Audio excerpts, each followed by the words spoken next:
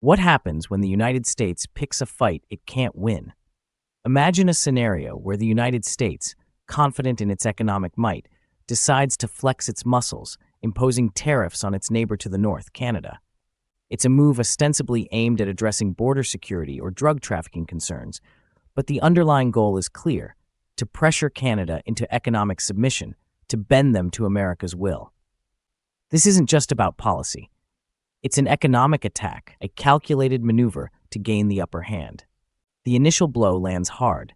Tariffs are slapped on most Canadian exports, save for a few exceptions like oil and energy, albeit at lower rates. The assumption in Washington is that Canada will absorb the punch, that they will simply take the hit without putting up a significant fight. But assumptions, as history often proves, can be dangerous things. Within days, Canada retaliates, not with angry words or diplomatic protests, but with a counteroffensive that sends shockwaves through the American economy. A massive $155 billion tariff package is unleashed against U.S. goods.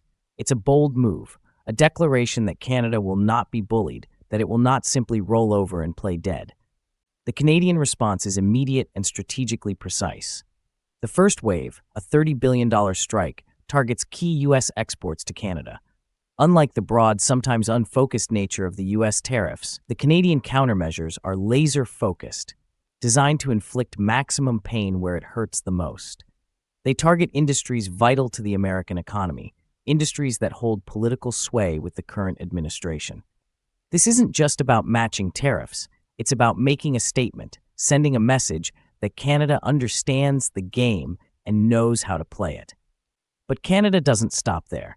They signal a willingness to escalate further, planning to roll out an additional $125 billion in tariffs. This isn't just a tit-for-tat exchange. It's a clear indication that Canada is prepared to go the distance, to endure the economic pain and fight for its sovereignty. Even with Canada's determined response, the initial damage from the U.S. tariffs is undeniable. The Canadian economy takes a hit, suffering an estimated $2.1 billion loss. Jobs are lost across various sectors, particularly in the automotive, agriculture, and technology industries, all of which heavily rely on the smooth flow of goods and services across the border. The automotive sector, in particular, faces major challenges as manufacturers grapple with new costs and logistical hurdles.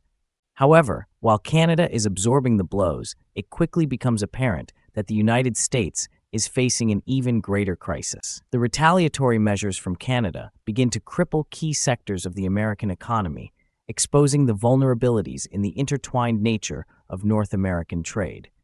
The notion that trade wars are easily won, that one nation can simply impose its will on another without suffering consequences, is shattered.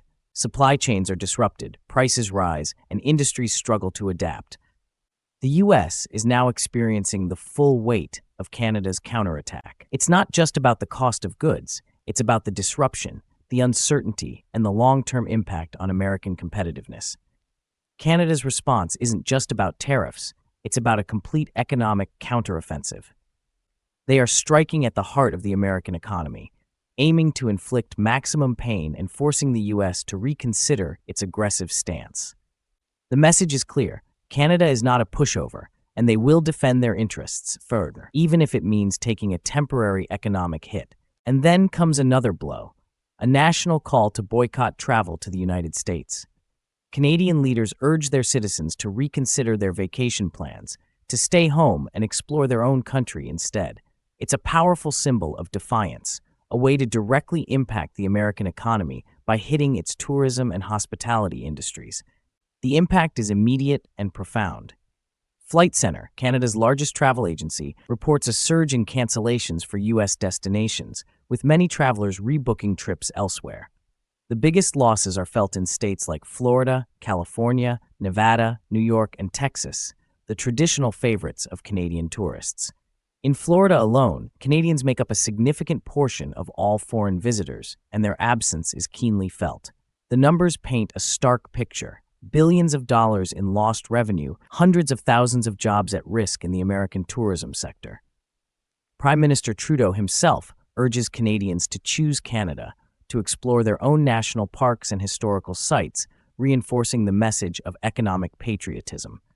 The United States, once seemingly in a position of strength, is now facing a crisis of its own making. What began as a calculated attempt to pressure Canada has spiraled into an economic quagmire, threatening American businesses and workers. The lesson is clear.